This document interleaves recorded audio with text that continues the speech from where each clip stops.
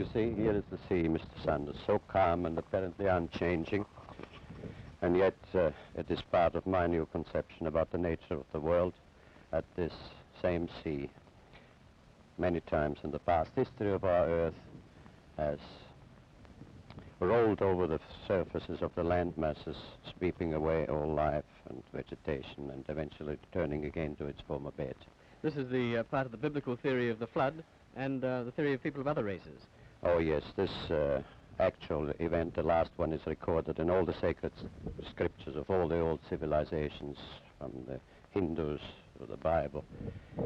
Mr. Foster, before we go on with that, you've made a number of predictions, scientific predictions, which you claim have come true. Now, what are those predictions and how do you make this claim? Well, they are all based on the new notion that the physical invariance principles of contemporary science are invalid. And I stated this first in a manuscript reviewed in Australia in 1954. And the validity of this statement was confirmed finally last year at Princeton when the principle of time reversal invariance was found to be invalid. Well, who accepts the fact that you have made these predictions accurately? Well, the facts as such are undeniable and must be accepted because they're documented. And it was accepted as such at Oxford, at Tasmanian University, and also at the National University.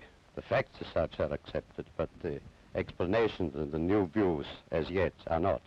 Do you mean to say that you reject all the basic principles of science established since Aristotle's day? No, it does not mean that. I state and maintain that those concepts and interpretations of science, which are still based today on Aristotelian logic, have a certain purpose, but that is defined by a statement as that a spade is a spade or a fine chisel is a fine chisel. But these concepts are inadequate for a complete understanding of the real nature of the world. How is it possible, Mr. Foster, that you as an individual can work out these theories when all the other established scientists have computers and all the money of governments behind them, and yet they apparently can't? Well, I do not claim at all that it is due to my own intellect or to my own penetration. I have been deeply interested from early youth in the real nature of the world, and I held my own views and ideas.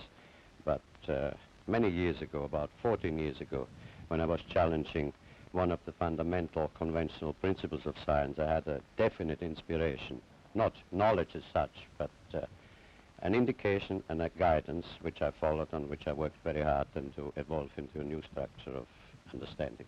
Inspirations are related to thoughts of genius. Do you think or consider yourself to be a genius? No. I consider myself to be an ordinary, humble person who wants to serve mankind with what man has striven for from the beginning of consciousness, with truth and understanding of the world. Well, now, one thing, you have a theory about the moon, and we expect to be able to get observable facts about the moon fairly soon. What is your theory? Well, it is by now rather more than a theory. 10 or 11 years ago, I stated to various scientists that the moon is not a piece of rock, but it is a plasma phenomenon, cosmic plasma, and that this fact will eventually be confirmed. I made certain predictions which were already confirmed in 1958, and the situation now is coming close to a complete confirmation. What will be the result if you're proved to be correct in your theories? The result will be profound and decisive, because it will give proof that a complete reinvestigation of the laws of nature is necessary. Because if the moon is a plasma, no man will ever land on it. The soft landing attempts will all fail. That means that the mass of the moon is less, far less, than is currently assumed. It's in a different state of energy, and it has far less mass. That means there is no more explanation for the tides. If the moon, for example, had only a thousandth part of its current mass, then the tides would only be 2 inches high under conventional theories instead of sometimes 14 feet. And that means that if it is proved that the moon is a plasma, then all gravitational theories are out, and a new concept of the cosmos and of its laws has to be evolved. Aren't you being a bit adventurous, though, because you know that we're going to be able to test out your theories on the moon fairly soon? Well, not anymore. 11 years ago, of course, it was rather taking a risk. I was considered a lunatic, of course. But by now, the evidence, accumulated evidence, is already so much in my favor and I'm not taking any risks anymore. On the contrary, there is scientific views expressed all over the world now that the moon seems to be of a quite different nature of what was assumed. But the Americans and Russians are thinking of landing men on it. Well, that will never happen. Not on the moon. On Mars, on Venus, on other planets, yes, but the moon is definitely, as I assert, a plasma. Isn't there a slight contradiction? You mentioned the moon and the tides, Mr. Foster, and at the earlier part of the interview you talked about the tides sweeping over the Earth. Well, there is no contradiction there, because once the moon is proven not to be a piece of rock, but something of far less mass, and the gravitational theories are out and discarded, new concepts have to be involved which will show that the lawfulness of nature in the cosmos is identical to that in a hydrogen atom or in atomic processes. And when this is understood and worked out in full, it will be found that the physical processes of the Earth are quite different in geophysics of what it is present assumed, and that lawfully in certain periods, mostly during the ice ages, which occur every 200 million years, and there is a reason for that, the axis of the Earth suddenly tilts over. And when this happens, then you get the floods of the Bible, which were recorded before. The tides, the ordinary everyday tides, have an explanation, even if the moon had almost no mass at all, because they are field effects. They're induced by cosmic pressures which exist in the field of our solar system. What's the benefit to mankind in your theories? Well, the first one, and the most important I would briefly put down, is this. I think it is a new conception about the nature of the cosmic world and about the nature and the veracity of consciousness, conscience, of morality. At present, we have a glaring contradiction in the assertions of fundamental science.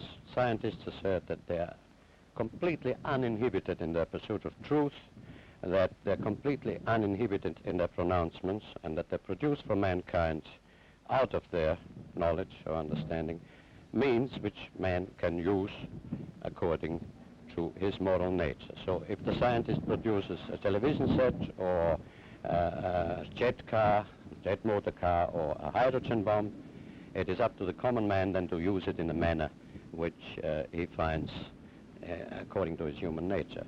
Yet, the very same processes of dialectics of science also declare that morality, concept of man's moral nature, is an illusion, that it is merely behaviorism or something due to conditioned reflexes or to herd instinct. And this, of course, is a contradiction which must be resolved and must go out.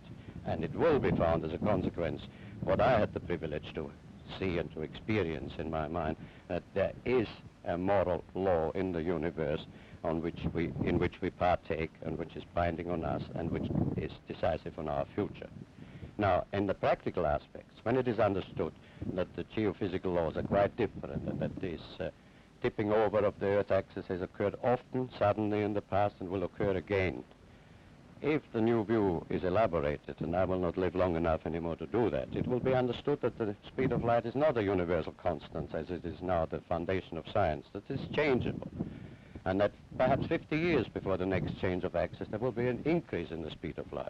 And if scientists will work out why and how, then there will be sufficient warning that mankind can prepare itself. Instead of building atom bomb shelters and hydrogen bombs by the millions, we will build provisions of making humanity floatable and to survive this crisis. So it comes again to the age-old concept that truth is the guidance, the hope, and the directive of the human mind, and that man must strive to understand and to know the real nature of the world.